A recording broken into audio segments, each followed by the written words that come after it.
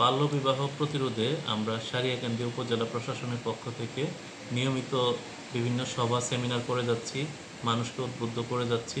তার পাশাপাশি আমরা যদি কোথাও খবর পাই যে বাল্যবিবাহ হচ্ছে, সাথে সাথে সেখানে গিয়ে মোবাইল কোর্টের মাধ্যমে আমরা সেই বাল্যবিবাহ প্রতিরোধ করার চেষ্টা করে থাকি এবং স্থানীয় জনপ্রতিনিধি যারা রয়েছেন তাদের সাথে আমাদের নিয়মিত যোগাযোগ রয়েছে। তারা আমাদেরকে তথ্য দিয়ে সহায়তা করে এবং আমরা সেখানে বাল্যবিবাহটি স্থগিত করার চেষ্টা করি।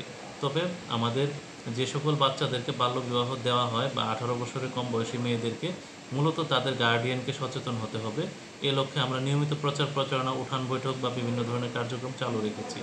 আর আরেকটি বিষয় রয়েছে, আমরা বাল্যবিবাহ করতে গিয়ে দেখি যে বিবাহ রেজিস্ট্রেশনের সাথে যারা জড়িত, যেমন আমাদের কাজী সাহেব যারা রয়েছেন, তারা অনেক সময় তাদের যে মূল ভলিউমটি বা বইটি তারা নিজেদের পাশাপাশি সাব লিজ দেওয়ার মতো অন্যজনকেও দিয়ে থাকেন। সেক্ষেত্রে প্রয়োজনীয় ব্যবস্থা গ্রহণের জন্য আমাদের জেলা বাল্যবিবাহ প্রতিরোধ কমিটিতে আমাদের মাননীয় জেলা প্রশাসক মহোদয় রয়েছেন এবং উপজেলা বাল্যবিবাহ প্রতিরোধ কমিটি রয়েছে।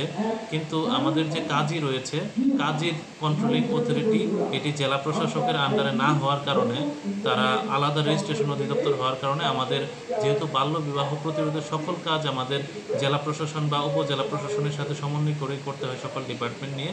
কাজীদেরকে যদি জেলা প্রশাসকের আওতায় দেওয়া হতো বা কাজীদের রেজিস্ট্রেশনটি যদি জেলা প্রশাসকের হাতে দেওয়া হতো, তাহলে আমরা যদি কোনো কাজীকে কোনো অনৈতিক কাজে বা আইন বহির্ভূত কাজে পেয়ে থাকতাম, তাহলে জেলা প্রশাসক মহোদয় যদি তার রেজিস্ট্রেশনটি বাতিল করতে পারত, আমাদের মনে হয় বাল্যবিবাহ প্রতিরোধে আমরা আরও সুচারু ভূমিকা পালন করতে পারতাম। ধন্যবাদ।